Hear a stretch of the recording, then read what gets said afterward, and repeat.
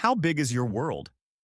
This question might sound strange because if we all live on planet Earth, then technically, the size of our world is the same, right? Or is it a rhetorical question? There's a story I once read, one of those strange stories you come across on TikTok or Instagram, and later you can't remember where it was from, but the memory stays with you. It comes from China, and I've always loved what it refers to. A frog lived very happily in her well. It was the best well in the world.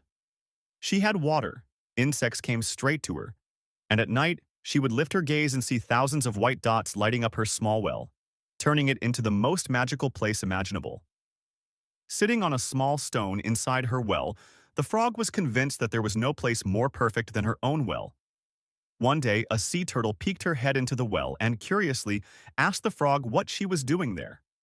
The frog, with a smile of superiority and a very grand tone, explained that this was the best place in the world. Her well had no comparison, and she even invited the turtle to come in. The turtle raised an eyebrow and said, "No, thank you. Where I live, the sea, there are no walls or confined spaces.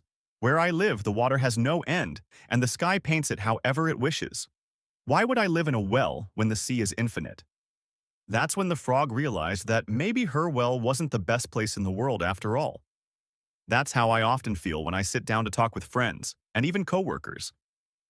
I have colleagues who come from very small places, with populations of no more than 5,000 people. One in particular caught my attention when he told me he feels very comfortable in his neck of the woods. He assures me that where he lives, what they have experienced is more than enough, and they don't need anything else. I can't help but think about how he doesn't wish to see the trees of Yosemite, the volcanoes of Guatemala, the Colosseum in Rome, or the ruins of Greece. How can you understand the size of the world and what you represent within it if your world is only your backyard? I'm not against people who want to live in their small corner of the world. There are days when the noise and chaos of the city are exhausting. But that doesn't stop you from going further. You don't always have to travel to learn. It's not just about seeing breathtaking monuments and landscapes. It's about knowing humanity, about works of art that stand as proof of what humans are capable of, traditions that show we are all different and at the same time unique, and that is beautiful. And yes, there are things we share more than we think, like the fact that Americans and Italians both share a deep passion for football, although American football is quite different from Italian football. This is the material that allows you to appreciate others, even when they don't share your same view of the world. So how could you know what humanity is capable of? How can you know what you yourself are capable of if your knowledge is limited to your own backyard, and therefore, so are your aspirations? I'm not saying you should spend the entire year traveling to other countries, or that if you don't travel, you won't know anything.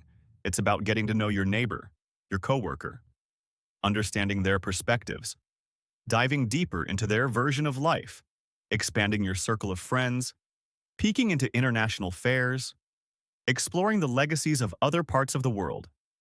Traveling is very important, and it will come in time. And of course, don't forget to take the occasional spontaneous trip. It will allow you to expand your world to new levels. But so will getting to know more deeply the people you live with day after day. My grandmother, always so wise, used to say, "The world is the size of your eyes."